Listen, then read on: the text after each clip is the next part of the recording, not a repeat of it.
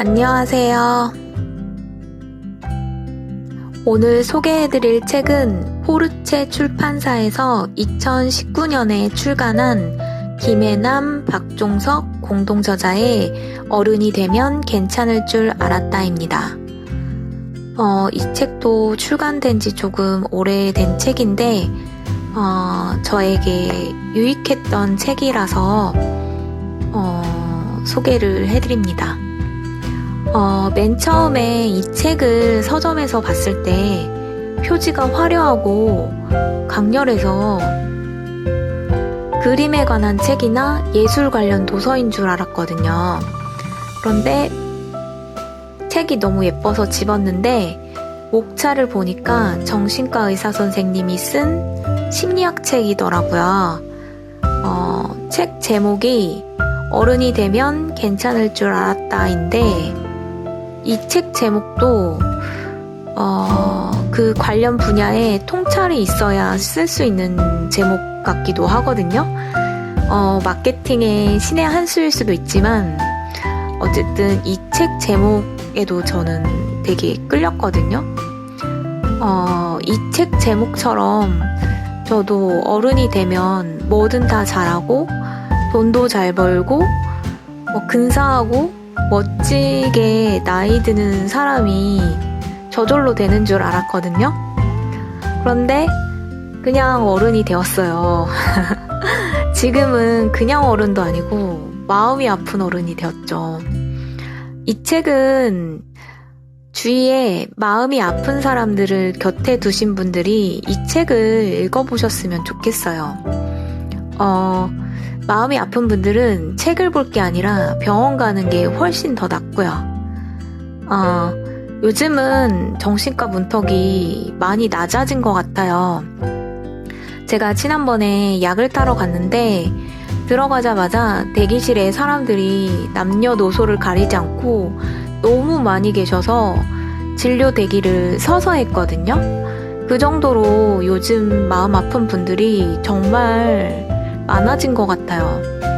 그리고 적극적인 치료를 하시기도 하고 주위에서 또 많이 도와주면 극단적인 상황으로 치닫지 않고 잘 극복하고 이겨내고 사회생활을 잘 해나갈 수 있거든요.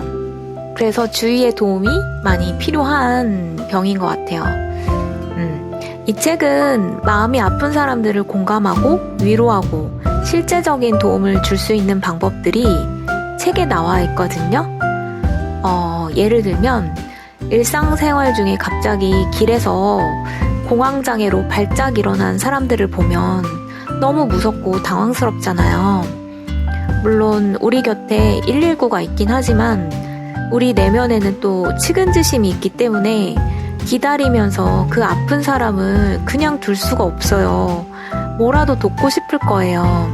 그러면 다리를 주무른다던가 아니면 계속 말을 걸어준다던가 이렇게 답답하다고 하면은 쪼이는 벨트라든가 가방을 메고 있으면 풀어준다던가 같은 그런 행동을 할 거란 말이죠. 그럴 때 우리는 대처할 수 있는 방법을 일반적인 것만이라도 미리 알고 있으면 그런 상황에서 당황하지 않고 적절히 도움을 줄 수 있지 않을까요?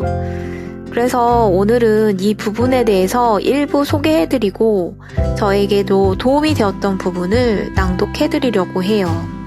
그러면 지금부터 읽어드리겠습니다. 공황장애로 힘들어하는 이들의 공통점은 자극에 무척 예민하고 반응하는 정도가 무척 크다는 점이다.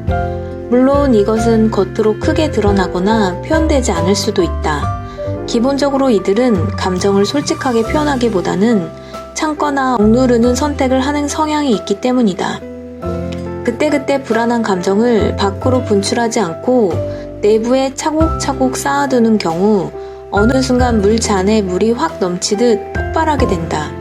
한번 폭발하게 되면 우리의 몸과 뇌는 이러한 발작을 기억하고 두려워한다. 이를 예기불안이라 하는데 불안할 것을 두려워하는 나머지 또 불안하게 되는 것을 의미한다. 이것이 악순환이 되어 불안이 습관으로 자리 잡게 된다는 점이 무척 중요하고 심각한 문제다. 다소 진부한 표현이긴 하지만 자라보고 놀란 갓은 소뚜껑 보고도 놀란다 라는 말이나 자동차 사고를 크게 당한 사람이 길거리에 차가 지나가는 것만 봐도 몸이 흠칫 움츠러드는 것을 생각하면 이해하기가 쉽다. 이러한 불안의 경험이 반복되면 불안에 대한 반응이 갈수록 커지고 과장되며 파국적인 양상을 띠게 된다. 중요한 시험을 앞두고 난 시험을 망칠 게 분명해. 취직도 못할 거야. 내 인생은 끝났어. 와 같은 생각이 롤러코스터를 타고 계속 나쁜 쪽으로 흐른다.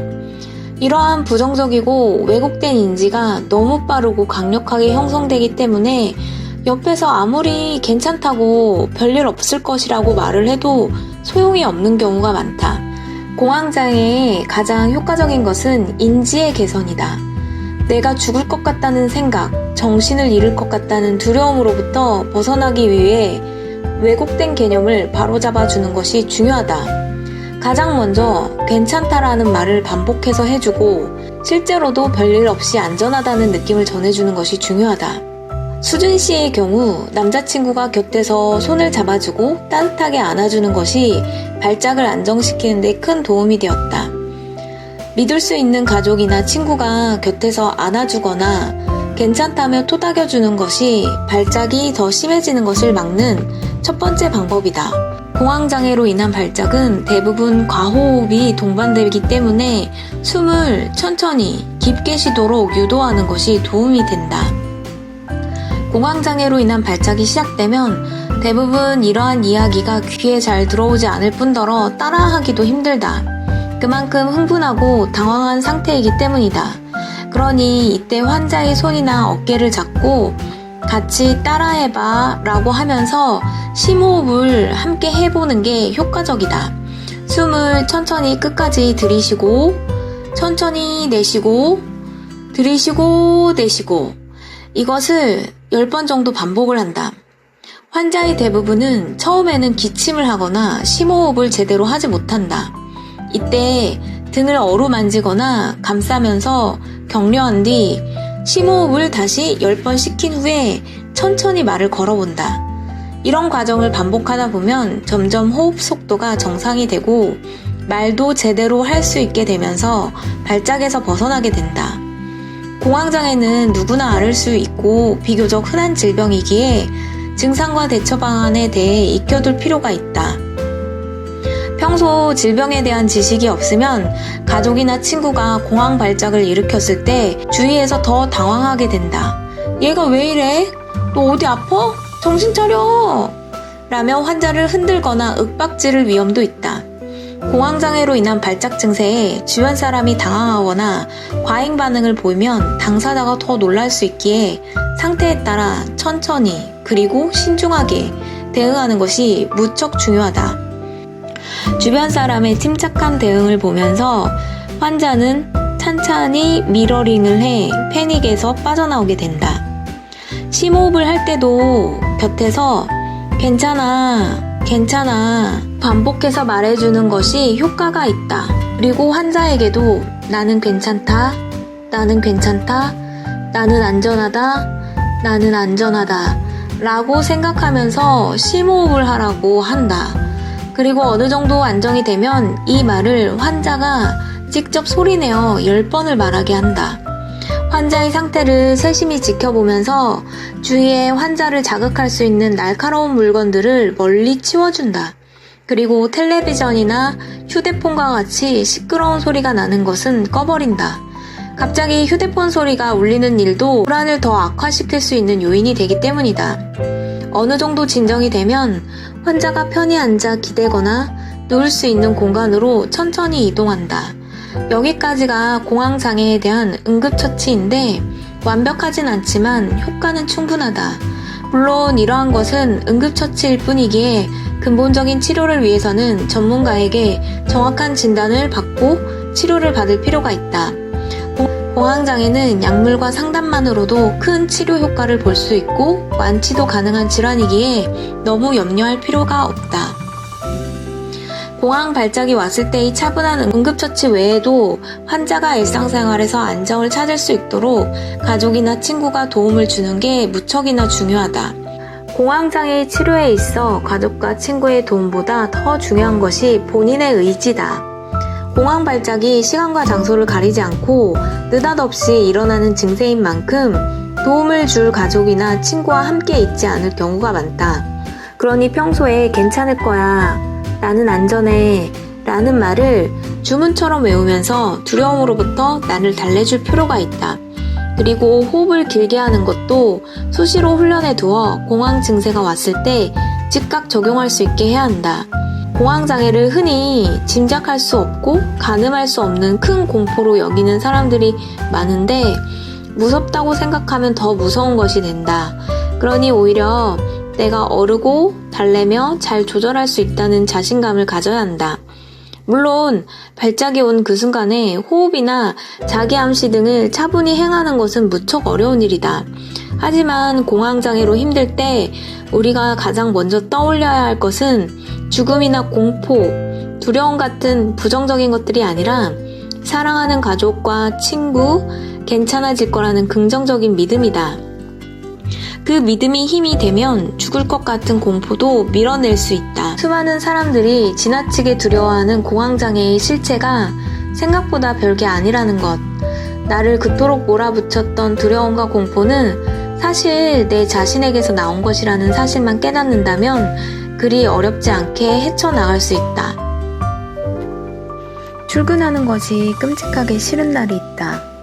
이불을 둘둘 감고 조금만 더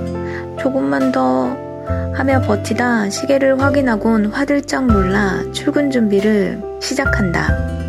일주일에 두세 번은 찾아오는 불면증 때문에 밤새 잠을 설치고 새벽이 되어서야 겨우 눈을 붙인 것 같다. 몸이 피곤하니 만사가 귀찮고 친구나 가족들에게 괜히 예민해져서 짜증만 낸다. 흔히 말하는 번아웃 증후군을 겪게 되는 것이다. 번아웃 증후군은 공식적인 진단은 아니다. 급성 스트레스 장애와 적응 장애, 가벼운 우울증이 적당히 섞여 있는 증상을 말한다. 주중엔 정신없이 움직이다 보니 내가 사라지고 주말엔 밀린 집안일을 하느라 쉬어도 쉰 것 같지 않게 몸이 무겁다. 하루하루가 숨가쁘게 바쁘지만 한편으론 너무 지겹고 반복적이라 즐거움이라고는 없다. 저마다 표현은 다르지만 증상의 공통점은 메말랐다. 에너지가 바닥났다. 더는 버틸 수 없을 것 같다는 것이다. 탈 대로 다 타버리고 아무것도 남지 않은 탈진의 상태에서 몸은 끝도 없이 바닥으로 가라앉고 신경은 한 올 한 올 예민해져서 날카로운 칼처럼 타인을 찔러댄다. 번아웃 증후군은 목표나 야망이 크고 이를 이루기 위해 전력을 다해 달리는 사람에게서 주로 나타난다. 물론 개인적인 특성이 아니더라도 사회가 열심히 달리지 않을 수 없게 사람들을 몰아가고 노동량에 걸맞은 충분한 양의 휴식이 주어지지 않으니 잠재적인 번아웃 증후군들이 많이 생겨나는 추세다. 번아웃 증후군이 생기는 이유에 뇌과학적으로 접근한다면 우리 몸의 에너지 원인인 도파민과 만족을 담당하는 보상회로의 이상 혹은 스트레스 호르몬인 코티솔의 불균형 때문이라고 설명할 수 있다. 쉽게 말하면 내가 너무 지쳤다는 걸 인지하지 못한 상태로 일을 계속한다거나 혹은 지쳤다는 사실을 알지만 일을 계속할 수밖에 없는 상황일 때 생기는 증상이다. 즉, 내 체력의 한계를 넘어 일을 계속할 때 발생할 수 있는 증상이다. 우리는 스스로 지친 걸 알면서도 남들도 다 그런데 뭐 힘들지만 어떡해, 월급 때문에라도 출근은 해야지 라며 번아웃의 신호를 애써 무시하곤 한다.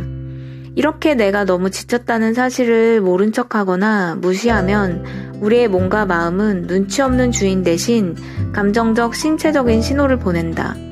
처음 본 사람에게도 언성이 높아지고 날카로워진다거나 사소한 일에도 싸움닭처럼 예민하게 행동하는 일이 생긴다. 또한 미팅이나 업무를 점점 미루게 되고 거래처나 상사의 연락도 받기 싫어진다. 스트레스가 높아지면 불안과 우울의 감정이 조금씩 생기는데 이때에는 충분한 휴식으로 세로토닌이 만들어져야 피곤한 뇌와 마음을 달래줄 수 있다. 하지만 번아웃 상태에서는 이것이 불가능하기 때문에 감정은 더 격해지고 가슴이 화끈거리고 만성 두통에 과민성 대장염, 변비와 불면증까지 따라온다. 게다가 회복 탄력성이 떨어진 상태이기 때문에 주말에 하루 종일 자거나 쉰다고 해도 지친 몸과 마음이 쉽게 회복되지 않는다. 많은 자기계발서와 심리학책에서는 조급해하지 말고 쉬면서 진짜 하고 싶은 일을 찾아보라. 다른 사람과 비교하지 말고 소소한 행복에 만족해보라고 말한다. 그러나 몸도 마음도 지칠 대로 지친 사람들에게 공자왈, 맹자왈과 같은 그 말들은 머릿속에 쉬이 들어오지 않을 뿐더러 마음먹고 마인드 컨트롤을 해보려 해도 생각처럼 쉽지가 않다. 언제부턴가 우리 사회는 성공을 최상의 가치로 여기며 열심히 하는 것, 잘하는 것, 최선을 다하는 것을 부추기고 있다.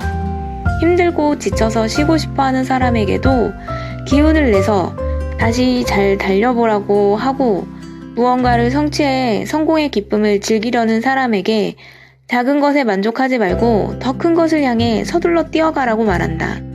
천천히 가도 된다고, 쉬어가도 된다고, 목적지로 가는 과정도 즐겨보라고 말해주는 사람은 드물다.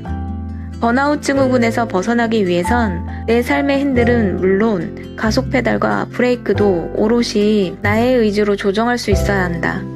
그리고 내가 결정한 삶의 목표를 향해 달려가되 타인의 속도에 연연하지 않고 나의 속도에 맞춰야 한다. 옆 사람의 속도를 따라잡기 위해 덩달아 속도를 올리다 보면 나의 페이스를 유지할 수 없다. 그렇게 한번 속도의 균형감이 깨지고 필요 이상의 과속을 이어가다 보면 탈진을 피할 수 없다. 나의 속도를 유지하기 위해서는 타인의 속도에 연연하지 말아야 한다. 흔히들 인생은 마라톤이라며 지나치게 가속을 하는 등 속도 조절에 실패하면 완주하기가 힘들다고 말한다. 이런 당연한 진리를 알면서도 실수를 하게 되는 것은 나의 속도가 아닌 다른 사람의 속도에 휘말린 채 끌려가기 때문이다. 뚝심 있게 나의 속도를 유지하기 위해서는 타인과 비교하지 말아야 한다. 남들이 빨리 달리든 열심히 달리든 그것은 그들의 속도다. 그렇게 열심히 뛰다 어딘가에서 꼬꾸라진다고 해서 내가 일으켜줄 것도 아니고 그들의 페이스에 휘말린 내가 지쳐 쓰러진다고 해서 누구 하나 나를 일으켜 세워주지 않는다. 내 삶은 내 것이니만큼 나의 속도를 즐겨야 한다. 힘들면 쉬어도 되고 덜 노력하고 덜 열심히 살아도 된다. 그래도 된다. 물론 타인과 더불어 사는 삶에서 비교하지 않는다는 것은 힘든 일이다. 더군다나 요즘은 휴대폰을 내던져 버리지 않는 한 남들의 성공에 끊임없이 비교당해야 하며 주말에도 마음 편히 쉴 수 없다. 친구가 강남의 아파트를 분양받거나 유럽에서 한 달간 놀고 왔다는 소식에 나의 소소한 행복은 어디론가 사라지고 한숨이 나오기 마련이다. 돈을 더 많이 벌려면 지금보다 더 열심히 일해야 하나? 나의 가치를 인정해주는 직장으로 이직해볼까? 빤한 월급쟁이 생활을 간두고 아예 창업을 할까? 요가나 필라테스를 시작하면 어떨까? 그림을 그리거나 악기를 하나 다룰 줄 알면 내 일상이 좀 더 뿌듯하고 보람이 있을까? 어떻게 하면 지금처럼 쫓기지 않고 좀 편하고 행복하게 살 수 있을까를 물었더니 아이러니하게도 좀 더 열심히 부지런히 달려보라는 답이 돌아온다. 나의 속도를 유지하기 위해선 조금 이기적으로 살 필요가 있다. 번아웃 증후군에 시달리는 사람들과 얘기해보면 정말 바쁘게 멀티플레이어로 사는 사람들이 많다. 김 과장은 지영이 아빠이면서 고등학교 동기 모임의 총무이면서 아파트 동대표의 다정한 남편, 살가운 사위 역할까지 하고 있다. 황 대리는 수민이 엄마이면서 봉사 모임의 총무이자 애교 많은 막내 며느리, 2살 연하의 남편에겐 누나와 같은 포근한 아내 역할까지 하고 있다. 칭찬까지는 아니더라도 최소한 욕이라도 안 얻어 먹으려면 온종일 에너지를 짜내며 동동거려야 한다. 맞벌이가 필수가 된 시대에 가정과 일, 육아 등을 지치지 않고 해내려면 우선 나부터 잘 챙겨야 한다. 평소에도 에너지가 방전되지 않도록 페이스 조절을 잘 해야 하지만 특히 뭔가 마음이 힘들다는 신호를 보내면 모든 것을 제쳐두고 휴식과 재충전을 해주어야 한다. 모든 게 귀찮고 의욕이 안 생기는 번아웃 시기에는 내가 이제껏 잘 조절하고 감당해오던 것들의 균형을 유지하는 일이 불가능하다. 자신이 다 무너지고 메말랐는데 우울하고 도망가고 싶다는 생각뿐인데 어떻게 타인과의 관계와 역할에 충실할 수 있겠는가? 그러니 이럴 땐 억지로라도 관계의 중심에서 나의 역할에서 잠시 빠져나와 오롯이 나를 돌보며 쉬어야 한다. 명상이나 평소에 미뤄두었던 취미에 빠져서 보내는 시간은 비록 그게 몇 시간에 불과하더라도 나에게 정말 쉼다운 쉼, 휴식 같은 휴식을 선물해준다. 아예 다 놓아버리기가 정말 어렵다면 제일 중요한 일 한두 가지만 해버리고 나머지는 내버려 두자. 그런다고 결코 큰일이 일어나지 않는다. 오히려 서운할 정도로 세상은 여전히 평온하고 여전히 잘 굴러간다.